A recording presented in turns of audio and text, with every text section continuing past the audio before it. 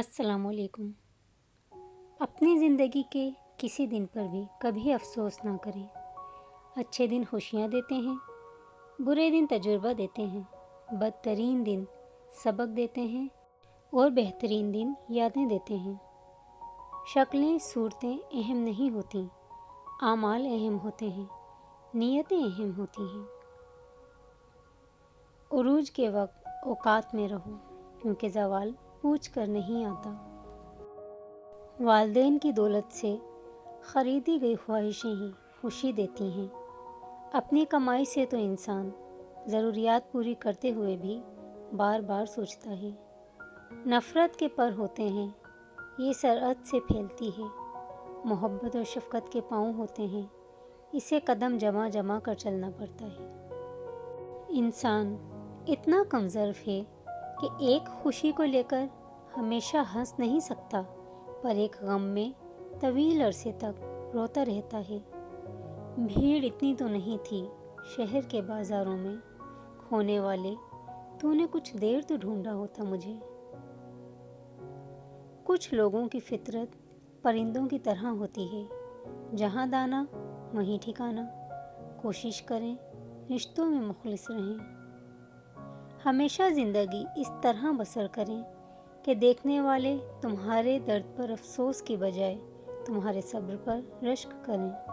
تم کیوں بھول جاتے ہو جس شخص کی حقیقت اللہ تم پر ظاہر کر دیتا ہے، اس کی حقیقت کبھی نہیں بدل سکتی، اور جس سے تکلیف کے سوا کچھ نہ ملے وہ کیسے تمہارے حق میں بہتر ہو سکتا ہے۔ آؤ غفلت کے کسی جھولے میں جھولا جائے، روح میں اترے ہوئے لوگوں کو بھولا جائے۔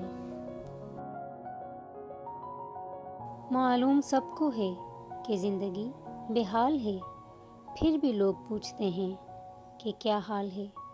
اگر آپ کو اس دنیا کی خوبصورتی بھلی لگتی ہے تو آپ بھی اپنے اندر کی خوبصورتی کو باہر لائیے۔ ضمیر مرتا ہے احساس کی خاموشی سے، یہ وہ وفات ہے جس کی خبر نہیں ہوتی۔ جہاں بددعا دینے کا وقت آئے وہاں صبر کر لیا کریں۔ اللہ وہ عطا کرتا ہے جو ہمارے وہم و گمان میں بھی نہیں ہوتا۔ غلطیاں تمہیں عقل مند بناتی ہیں اور مقصد تمہیں مضبوط کرتا ہے۔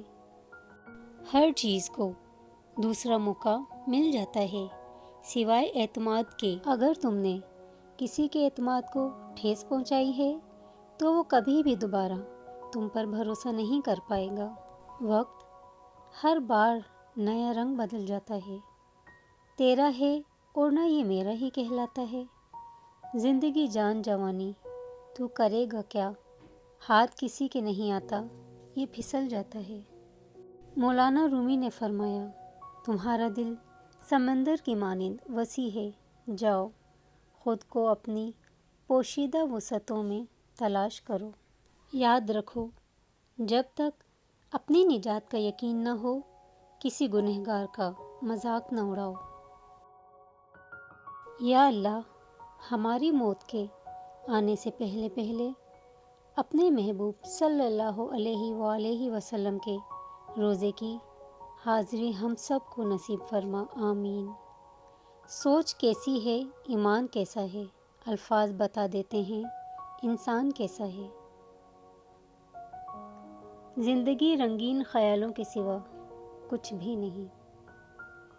میری تحریر کی زد میں ابھی تو کچھ نہیں آیا، ابھی وہ کرب لکھنا ہے جسے محسوس کرتا ہوں۔ چیزوں کی اہمیت نہیں ہوتی، وہ کبھی نہ کبھی مل ہی جاتی ہیں۔ صرف انسان ہیں جن کا نعم البدل نہیں ہوتا، وہ نہیں ملتے۔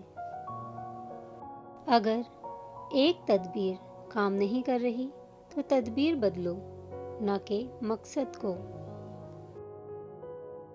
جس نے تمہیں دعا کرنی سکھائی ہے وہ بہتر جانتا ہے کہ قبولیت کا بہترین وقت کون سا ہے، لہٰذا اللہ کا حکم آنے تک صبر کرو۔ دنیا میں اس سے بڑھ کر اور کوئی ایوارڈ نہیں ہو سکتا کہ لوگ آپ کی تربیت کی وجہ سے آپ کے والدین کی تعریف اور عزت کریں۔ وقت اعتبار اور عزت ایسے پرندے ہیں جو اڑ جائیں تو واپس نہیں آتے۔ کس کو سناؤں حال دل بے قرار کا، بجھتا ہوا ہوں چراغ اپنے ہی مزار کا۔ لوگ چاہے کتنا بھی برا چاہیں، ہوتا وہی ہے جو اللہ چاہتا ہے۔ بے شک اٹھانا خود ہی پڑتا ہے تھکا ٹوٹا بدن اپنا، کہ جب تک سانس چلتی ہے کوئی کاندھا نہیں دیتا۔ جب تم کسی سے تعلق بناؤ تو یہ بات یاد رکھنا، اگر تم تعلق کی کتاب میں پہلے صفحے پر لفظ احساس، ایمانداری اور برداشت تحریر نہیں کرو گے تو پھر آخری صفحے پر جدائی تمہارا مقدر بن جائے گی۔ پتہ ہے سکون کہاں ہے؟ سب کچھ چھوڑ کر اذان سننے میں۔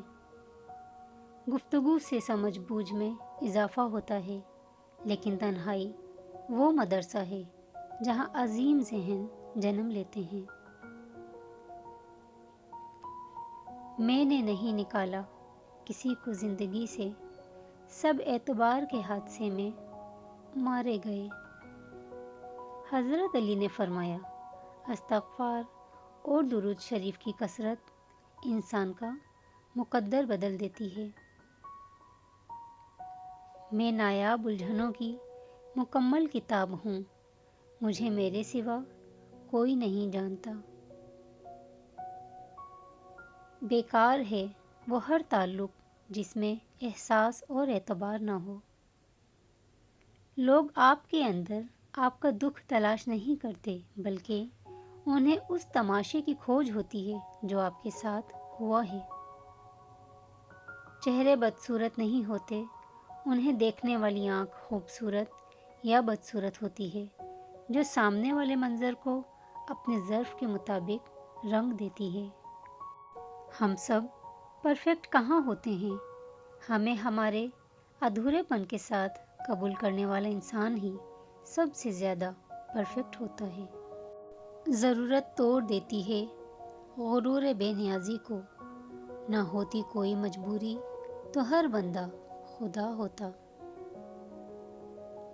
مجھے خدا سے ذرا ہم کلام ہونے دو، تمہارا ذکر بھی اس گفتگو میں آئے گا۔ ہمیشہ خوش رہنے کا مطلب یہ نہیں کہ سب ٹھیک ہے، اس کا مطلب یہ ہے کہ آپ نے فیصلہ کر لیا ہے کہ اپنے رب کے سوا اپنے دکھ کسی کو نہیں دکھانے۔ ہاتھ سے ہاتھ چھڑانا کوئی ضروری تو نہیں، ساتھ رہ کر بھی لوگ بچھڑ جاتے ہیں۔ موت نے زندگی سے پوچھا، ہر کوئی تم سے محبت اور مجھ سے نفرت کیوں کرتا ہے؟ زندگی نے جواب دیا، کیونکہ میں ایک خوبصورت جھوٹ ہوں اور تم ایک تکلیف دہ سچ۔ فجر کا سجدہ باقی تمام سجدوں سے زیادہ پرسکون ہوتا ہے، کبھی محسوس کر کے دیکھنا۔ Thanks for watching, please keep supporting. اللہ حافظ۔